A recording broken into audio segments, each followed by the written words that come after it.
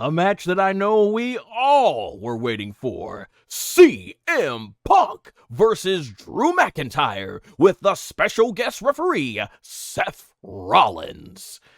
All right, it's crazy to think that this was CM Punk's first SummerSlam match since facing Brock Lesnar 11 years ago, which was by far an all-time classic, one of the greatest SummerSlam matches in history.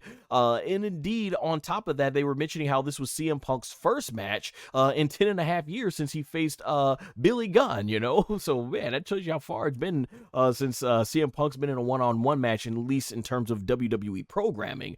So CM Punk came out in Bret Hart inspired gear, and the audience, they were really hot for this.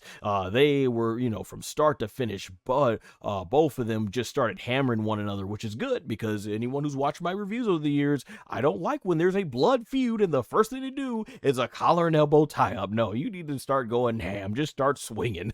And that's exactly what we got at the beginning of this match. So yeah, looking at it, it looked like, I think CM Punk looked really good in the match. CM Punk, it looked like he was careful to not land on his arms. I could be wrong. That's just what I was observing. Obviously he's coming back, so I think Punk definitely wanted to take it.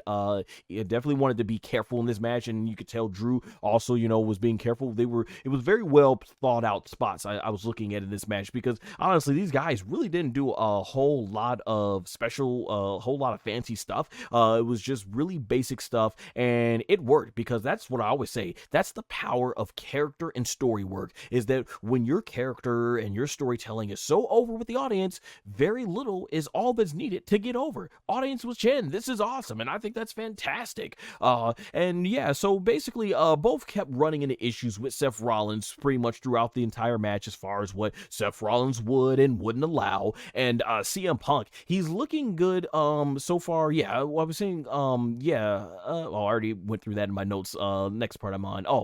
So yes, I love the pop that he was getting for the simple storytelling of Punk grabbing the bracelet back. So that pretty much was the big story of the match throughout the rest of it, was the bracelets. Because at one point, CM Punk, he has Drew in the Anaconda Vice, and Drew, he's about to tap out, and Punk's got this match win. But CM Punk notices, because as the hand's about to get ready to tap out, he looks and he notices that's where, and shout out, the WWE production team has been on fire, because they were getting these shots good.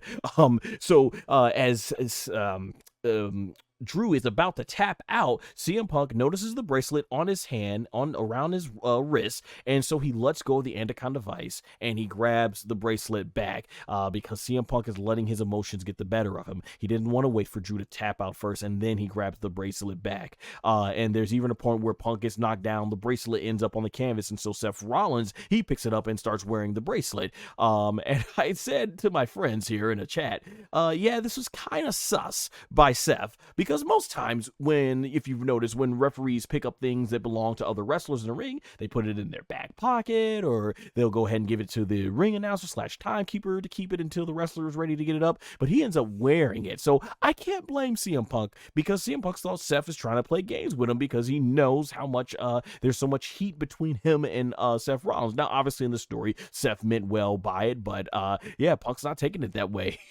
So I can't blame him for that. Eventually, this leads to a confrontation where CM Punk is giving Seth Rollins the GTS. Well, yeah, he gives him the GTS, and then Drew McIntyre is able to take advantage of this and hit the Claymore to CM Punk, and he gets a pinfall victory via Seth Rollins, who basically is very woozy, but he counts the 1, he counts the 2, and he's hesitant, but he even goes ahead and counts the 3, leading to Drew McIntyre winning the match and taking CM Punk's bracelet. And that was pretty much the story of the match. Man, this was excellent storytelling. Anyone who knows, when it comes to my content about reviewing WWE, I love storytelling, and I love when those characters are compelling and they put on together a match that is befitting of the compelling story that they were telling. And that's what it was. CM Punk was so caught up into his own emotions that he lost his eye. He took his eye off the prize, which was defeating Drew McIntyre. And as Seth Rollins told him, your consequences, he said, your actions have consequences. And boy, did they ever in this match. CM Punk's actions is the reason he lost his first one-on-one match on WWE programming. I'm not including those house shows he had with Dominik, but wow, this was definitely tremendous. Now, I think this was definitely the right move here, because very much like Rhea Ripley losing earlier, you can have CM Punk lose this first match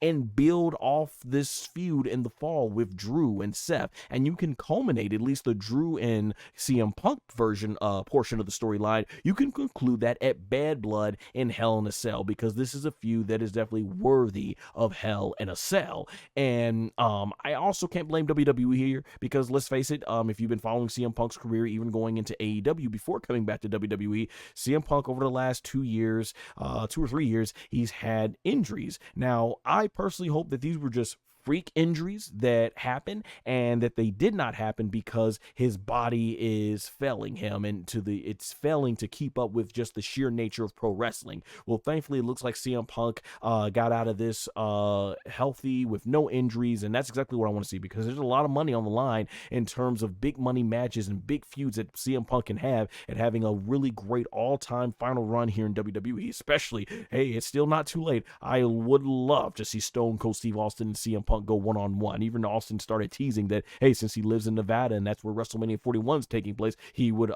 think, yeah, maybe he wants to be a part of that show. And so, yeah, but it makes sense, because if you're WWE, you want to test the waters first.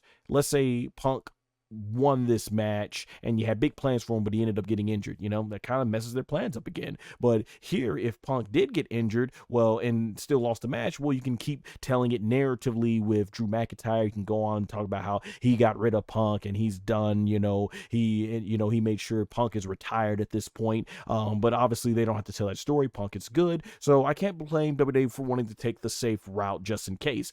So yeah, like I said, I hope Punk can now put those freak injuries behind him, and hey, nothing but a great final run in WWE awaits.